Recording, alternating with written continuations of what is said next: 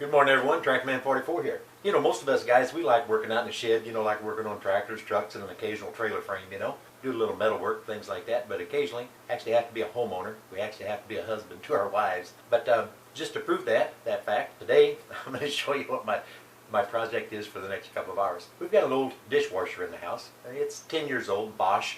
Time to change out that puppy. We did a little research and found some very good ratings on a KitchenAid. And so we're installing a fairly decent KitchenAid.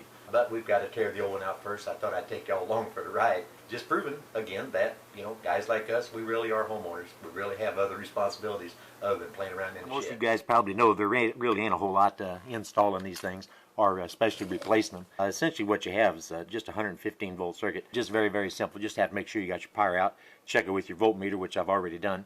And then the other thing that's connected to it is nothing but a flexible water line. You can see this stainless steel flexible line coming up from the water source underneath the sink. And if you're lucky, you had whenever you install the plumbing to the house, you put a shutoff, an individual or independent shutoff going in this line right here, so you don't have to shut your kitchen sink off or anything like that in the event that you run into a problem.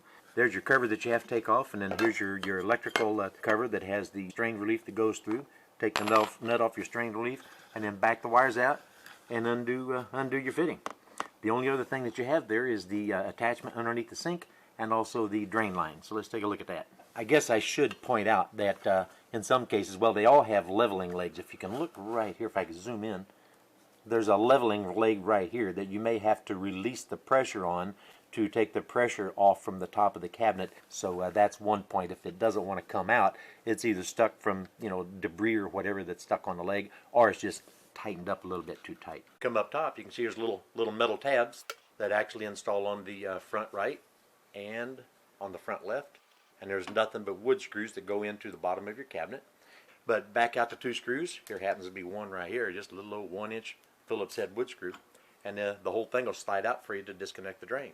Now I ain't saying they slide out just quick and simple. They always hooks up on stuff like that. And it's always nasty and dirty underneath there. Just like a refrigerator, it's always going to be dirty. So make sure your wires are pushed back in there a little bit. Give her a little bit of a tug. Get it started to come out.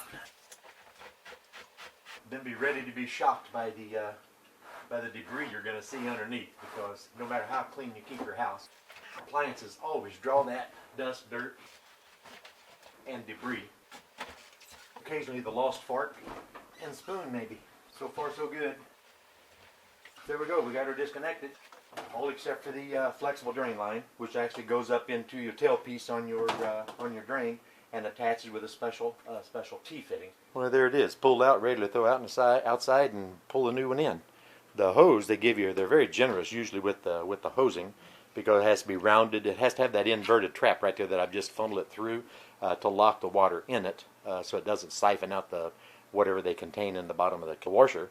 But then it has to be routed up and over and into your sink. So that's why they're always generous with the hose. So here we got her thrown on its back. Very first thing that you set your eyes on is our water inlet. Absolutely nothing like what the other water inlet was. They neglect to tell you, in the store, that you're going to need another fitting, a dishwasher elbow. 3/8 compression, 3/8 inch OD compression by 3/4 inch hose essentially. But at any rate, I've got that fitting. We'll put that on. This will be a quick connection then for the water. Then we have to pop this guy off right here, and then electric's going to come in the backside here, which is going to be exactly the same as the other one. And then the last thing I got to come up with is I don't know exactly yet where to attach the drain, but I haven't looked at the instructions yet. Typical guy things, But we'll figure that out here in a second. Quick look at this danger note here, all about electrical, right next to the water. And doggone, lo and behold, here I find the drain connection sticking right up behind here.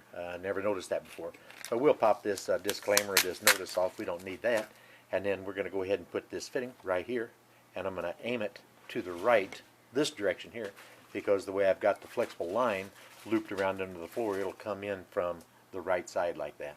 Fortunately, they give you a chart that you measure the height from the floor to the bottom of your countertop, and then you can adjust this to a specific dimension. These front legs, leveling legs, to a specific dimension depending on the height of your countertop.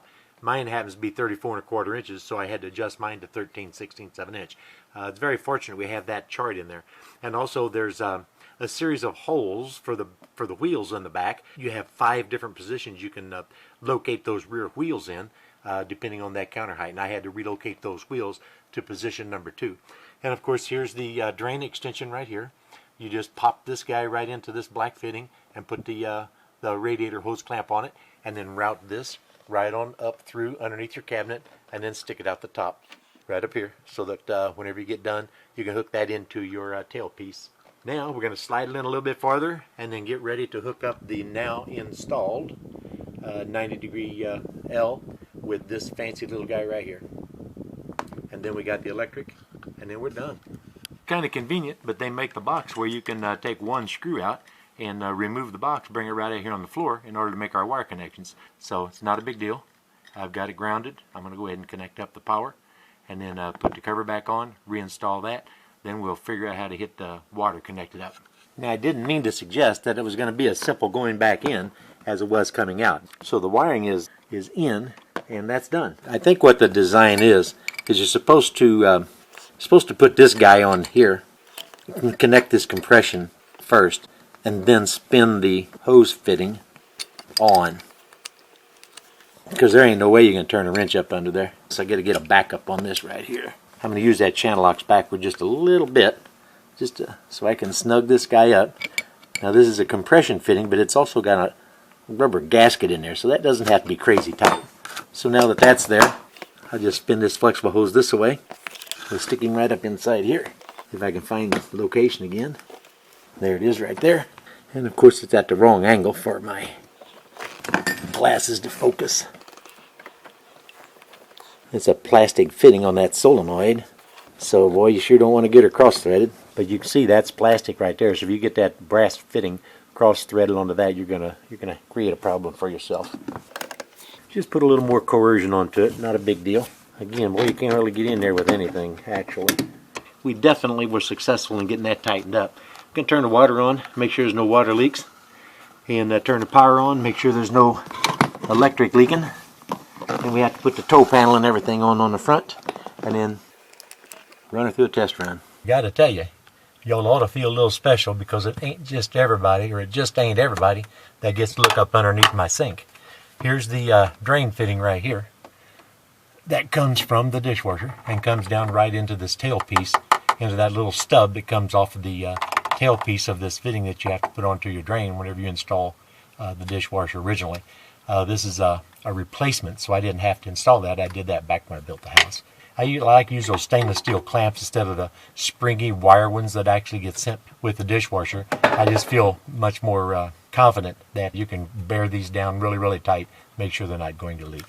2 things left to do. There's 2 clips that I had installed on the very top of the container, and I've got to attach those under here with some large number 10 short screws they supplied. Then we got to peel the plastic off front. Then we have to reinstall the toe board. There's the 2 tabs. There's one there, and then the other one right over there. I've got to go ahead and stick those screws right up inside there. Made short work of that. Everything is reasonably square, reasonably plumb. We equidistant here, which means our height is correct. It's time to peel the front off of it.